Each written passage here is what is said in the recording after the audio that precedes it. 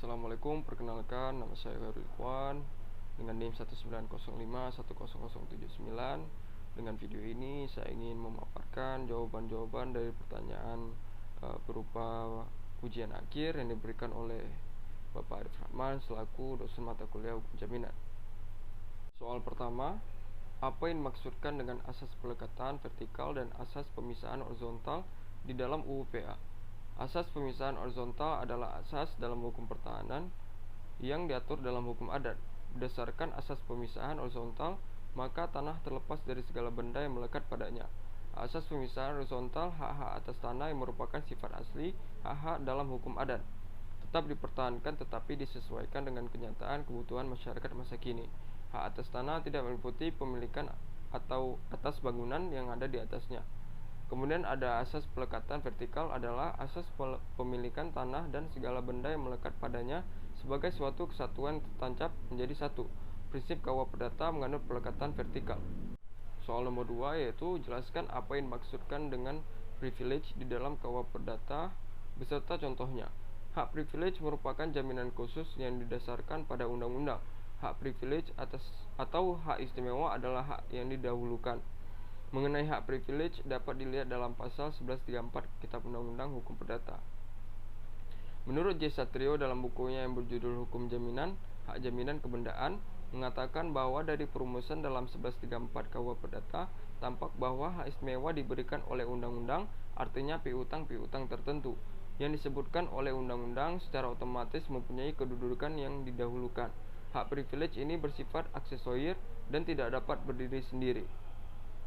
Satrio mengatakan bahwa para pihak tidak dapat memperjanjikan suatu privilege, artinya memperjanjikan bahwa tagihan yang timbul dari perjanjian mereka tutup mengandung privilege.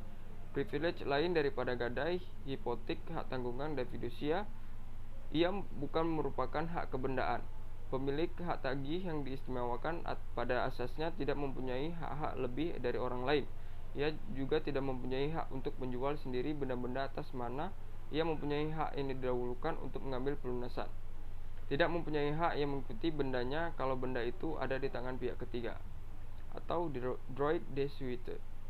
Kelebihannya hanya membawa atas hasil penjualan benda tertentu atau semua benda milik debitur didahulukan di dalam mengambil pelunasannya. Kemudian soal nomor 3, jelaskan apa yang maksud perjanjian pinjaman uang, perjanjian gadai, perjanjian fidusia, dan perjanjian hak tanggungan beserta contohnya. Perjanjian pinjam-meminjam adalah pedoman dalam melakukan perjanjian kredit seperti yang disebutkan dalam pasal 1754 KUH Perdata yang menyebutkan dalam suatu perjanjian terdapat pihak yang memberi jaminan kepada pihak lain, di mana yang memberikan pinjaman nantinya ketika ada pihak yang melanggar perjanjian maka sejumlah barang tertentu yang telah dijadikan jaminan dapat diambil oleh pemberi pinjaman. Barang yang dijadikan jaminan biasanya memiliki nilai sesuai dengan jumlah uang yang dipinjamkan. Pasal 1320 KUH Perdata mengatur mengenai persyaratan yang wajib dipenuhi oleh para pihak dalam melakukan perjanjian pinjam-meminjam uang. Para pihak akan membuat perjanjian dengan mengedepankan asas keadilan, kejujuran, dan kepastian hukum yang mengikat di dalamnya. Kondisi ini akan mencakup baik itu objek ataupun subjek hukum seperti yang tertuang dengan jelas dalam pasal 1320 KUH Perdata. Adapun syarat sahnya suatu perjanjian diatur dalam pasal 1320 KUH Perdata terdiri dari 4 syarat sah, yaitu kesepakatan mereka mengikat diri, yang kedua kecakapan untuk membuat suatu perjanjian, ketiga suatu hal tertentu, dan keempat suatu sebab yang halal. Yang kedua ada perjanjian gadai.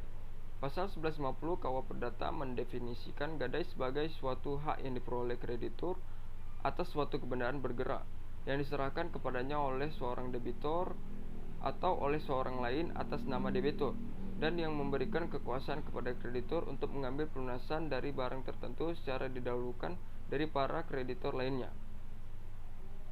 Menurut M. Isnaini, perjanjian gadai adalah perjanjian tambahan yang dimaksudkan untuk mendukung secara khusus perjanjian terdahulu yang telah disepakati dan yang hanya memiliki sifat relatif. Berkaitan dengan pasal 1152 ayat 4 KUH Perdata dapat dikemukakan bahwa karena hak gadai timbul dari suatu persetujuan antara pemegang hak gadai dengan pemberi hak gadai, maka berdasarkan syarat subjektif sahnya perjanjian secara formil pada 1320 ayat 2 KUH Perdata dapat dikemukakan bahwa setiap perjanjian gadai haruslah para pihaknya baik pihak pemegang gadai maupun pihak pemberi gadai harus mempunyai kewenangan bertindak. Kewenangan bertindak meliputi kapasitas orang perorangan untuk bertindak dalam hukum atau kapasitas subjektif, dan mempunyai hak untuk melakukan perbuatan hukum atau kapasitas objektif. Yang ketiga ada perjanjian fidusia. Fidusia adalah pengalihan hak kepemilikan suatu benda atas dasar kepercayaan dengan ketentuan bahwa benda yang hak kepemilikannya dialihkan tersebut tetap dalam penguasaan pemilikan benda. Jaminan fidusia adalah jaminan kebendaan atas benda bergerak baik berwujud maupun tidak berwujud, sehubungan dengan hutang piutang antara debitur dan kreditur. Jaminan fidusia diberikan oleh debitur kepada kreditur untuk menjamin pelunasan hutangnya. Jaminan fidusia diatur dalam Undang-Undang Nomor 42 Tahun 1999 tentang jaminan fidusia. Contoh penerapan jaminan fidusia yaitu dalam proses jual beli motor secara kredit. Apabila seorang pembeli motor secara kredit, maka pihak pemberi kredit akan membeli ke dealer. Dengan demikian motor tersebut menjadi milik pemberi kredit, walaupun registrasi hak miliknya dalam hal ini BPKB di atas namakan si pembeli. Yang keempat ada perjanjian hak tanggungan. Perjanjian hak tanggungan merupakan perjanjian aksesoris dari perjanjian utang piutang. Perjanjian hak kredit atau perjanjian lainnya menimbulkan hubungan hukum utang piutang yang merupakan perjanjian pokok atau perjanjian pendahulunya. Pembebanan atau pemberian hak tanggungan diatur dalam pasal 10 Undang-Undang Hak Tanggungan Nomor 4 Tahun 1996 tentang hak tanggungan. Hak tanggungan harus dibuktikan dengan sertifikat melalui pendaftaran akta pemberian hak tanggungan atau APHT. Perjanjian hak tanggungan lahir dengan adanya pendaftaran. Menurut pasal 1 angka 5 Undang-Undang Hak Tanggungan, akta pemberian hak tanggungan adalah akta PPAT yang berisi pemberian hak tanggungan kepada kreditur tertentu sebagai jaminan untuk pelunasan hutang. Maksud adanya pendaftaran itu untuk memenuhi asas publisitas sekaligus merupakan jaminan kepastian terhadap kreditur mengenai benda yang telah dibebani hak tanggungan. Pemberian atau pembebanan hak tanggungan adalah perjanjian kebendaan yang terdiri dari rangkaian perbuatan hukum dari akta pemberian hak tanggungan atau APHT sampai dilakukan pendaftaran dengan pendaftaran sertifikat hak tanggungan. PPAT mempunyai tugas pokok dengan melaksanakan sebagai kegiatan pendaftaran tanah dengan membuat suatu akta sebagai bukti telah dilakukannya perbuatan hukum tertentu mengenai hak atas tanah untuk hak milik atas satuan rumah susun yang nomor 4 jelaskan macam-macam bank garansi serta perbedaannya dengan jaminan perseorangan. Yang pertama ada bid bond atau tender bond, merupakan bank garansi yang diterbitkan oleh bank atas permintaan nasabah untuk mengikuti suatu lelang atau tender. Dasar penerbitnya adalah undangan tender. Yang kedua ada performance bond, merupakan bank garansi yang diterbitkan oleh bank syariah atas permintaan nasabah untuk melaksanakan suatu pekerjaan atau proyek pengadaan barang.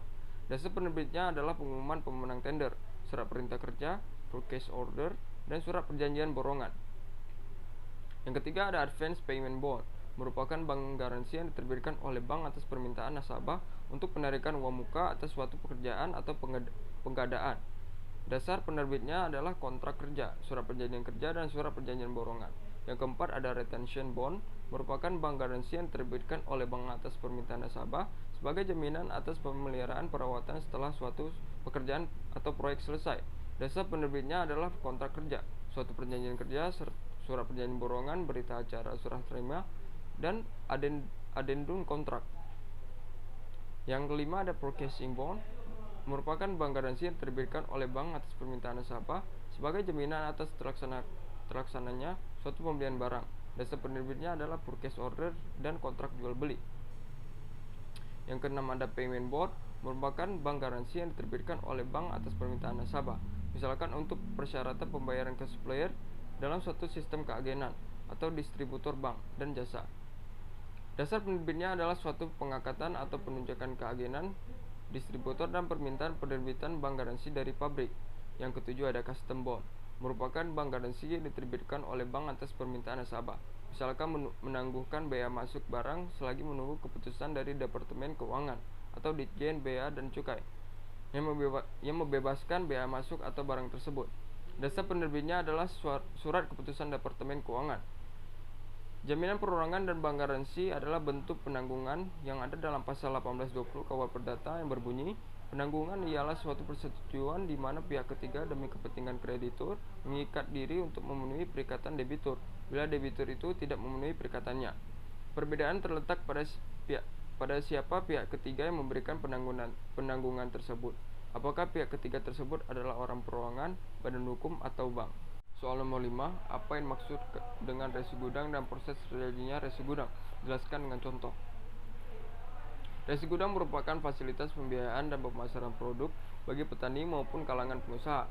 Undang-Undang Nomor 9 Tahun 2006 tentang Sistem Resi Gudang dimaksudkan untuk memberikan kepastian hukum, menjamin dan melindungi kepentingan masyarakat dalam memanfaatkan fasilitas pembiayaan terutama bagi petani, pengusaha, pengelola gudang, dan bank, sehingga akan mempermudah bagi petani dan pengusaha lainnya dalam mengakses permodalan untuk meningkatkan usahanya. Resi gudang dimaksudkan sebagai surat berharga berupa dokumen bukti kepemilikan atas barang yang disimpan di gudang yang diterbitkan oleh pengelola gudang. Sedangkan sistem resi gudang dimaksudkan sebagai kegiatan yang berkaitan dengan penerbitan, pengalian, penjaminan, dan penyelesaian transaksi resi gudang. Sebagai surat berharga, resi gudang dapat dijadikan jaminan utang dan dapat digunakan sebagai dokumen penyerahan barang. Ketentuan ini diharapkan akan sangat membantu usaha kecil dan menengah serta kelompok tani yang selama ini kesulitan dalam mendapatkan akses kredit karena umumnya mereka tidak memiliki akses untuk dijadikan sebagai agunan. Pengertian sistem resi gudang dapat diketemukan dalam ketentuan pasal 1 ayat 1 Undang-Undang Nomor 9 Tahun 2006 tentang resi gudang yang berbunyi, sistem resi gudang adalah kegiatan yang berkaitan dengan penerbitan, pengalian, penjaminan, dan penyelesaian transaksi resi gudang.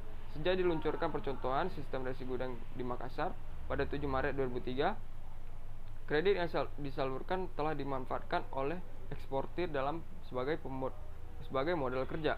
Komoditas yang diagunkan dalam resi gudang adalah kakao di Makassar, kopi lada, dan tapioka di Bandar Lampung, vanili di Semarang. Resi gudang ini dilakukan dengan perjanjian 3 pihak, yaitu Bank Niaga, eksportir, dan PT Bandagara Reksa dan PT Sukovindo atau pengelola agunan. Soal nomor 6, jelaskan secara ringkas isi dari tugas makalah yang Anda kerjakan berupa pengalaman, rumusan masalah, dan jawaban dari hal tersebut. Dalam jaminan fidusia, kedudukan diutamakan kepada kreditur tertentu terhadap kreditur-kreditur lainnya. Pada mulanya ditentukan dalam pasal 1 ayat 2 Undang-Undang Jaminan Fidusia menyebutkan bahwa jaminan fidusia sebagai pelunasan utang tertentu yang memberikan kedudukan yang diutamakan kepada penerima fidusia terhadap kreditur lainnya. Dengan adanya prevensi ini sangat menguntungkan bagi kreditur pemegang hak jaminan yang pertama kali mendaftarkan jaminan fidusia tersebut, karena kreditur-kreditur lain yang konkuren harus mengalah. Perlindungan hukum yang didapat oleh pihak kreditur terbagi menjadi dua, yaitu perlindungan hukum preventif dan perlindungan hukum represif. Dalam hal perlindungan hukum preventif, yang mana kreditur dapat mendaftarkan jaminan fidusia tersebut ke kantor pendaftaran fidusia, sehingga kreditur mendapatkan perlindungan hukum berdasarkan Undang-Undang Jaminan Fidusia. Sedangkan perlindungan hukum represif yang didapat mengugat debitur ke pengadilan negeri di mana debitur berdomisili. Sekian jawaban saya dari pertanyaan-pertanyaan di atas. Lebih dan kurang saya mohon maaf karena masih dalam proses pembelajaran. Semoga dapat berguna bagi kita semua. Assalamualaikum warahmatullahi wabarakatuh.